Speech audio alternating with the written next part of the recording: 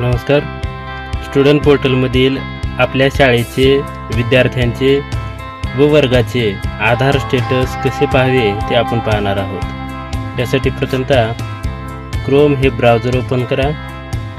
Search बारमध्ये student portal type करा व सर्च करा. सर्वात वरच्या बाजूस स्टुडंट पोर्टल ही वेबसाईट दिसून येईल, त्यावर क्लिक करा. सूचनांचे पेज क्लोज करून घ्या व लॉग इन पेजवर शाळेचा यूजर आय डी पासवर्ड टाकून घ्या. शाळेचा यूजर आय डी व पासवर्ड शक्यतो सेव्ह करून ठेवा, जेणेकरून टाईप करण्याची गरज पडणार नाही. यानंतर शेवटी कॅप्चा कोड टाकून लॉग इन या टॅबवर क्लिक करा. आपल्यासमोर शाळेचा डॅशबोर्ड ओपन होईल. यामध्ये सर्वात वरच्या बाजूस मेनू या टॅबवर क्लिक करा. या ठिकाणी आपणास रिपोर्ट या टॅबमध्ये स्टेटस या ठिकाणी आधार स्टेटस हे दिसत आहे, त्यावर क्लिक करा. यानंतर सर्वात खालच्या बाजूस या ठिकाणी आपल्या शाळेचा युडायस कोड, शाळेचे नाव व पूर्ण शाळेचे विद्यार्थ्यांचे आधार स्टेटस दिसून येईल.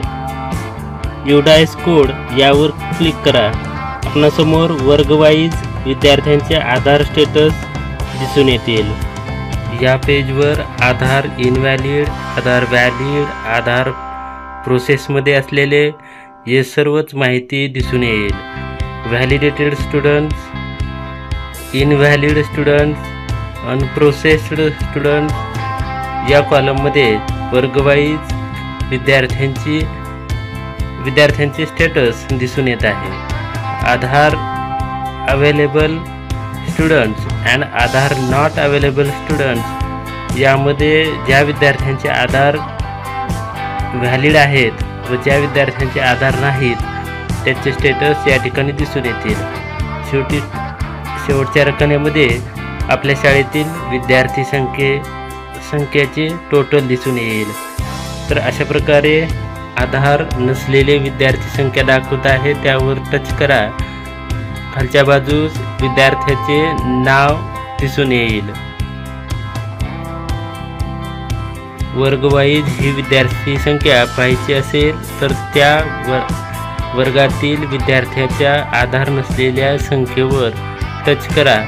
ती संख्या खालच्या बाजूस आपणास दिसून येईल. या ठिकाणी आधार नॉट अवेलेबल स्टुडंट्स 3 या संख्येवर टच केल्यानंतर खालच्या बाजूस 3 विद्यार्थ्यांची नावे येतील.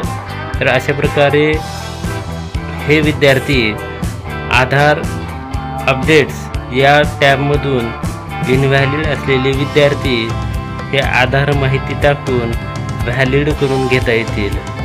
तर अशा प्रकारे मोबाईलवरून स्टुडंट पोर्टलमधील विद्यार्थ्यांचे आधार स्टेटस पाहता येतील व विद्यार्थ्यांचे संच मान्यतेसाठी आधार व्हॅलिड करून घेता येतील. असेच नवनवीन व्हिडिओ पाहण्यासाठी चॅनलला लाईक करा, शेअर करा व सबस्क्राईब करायला विसरू नका.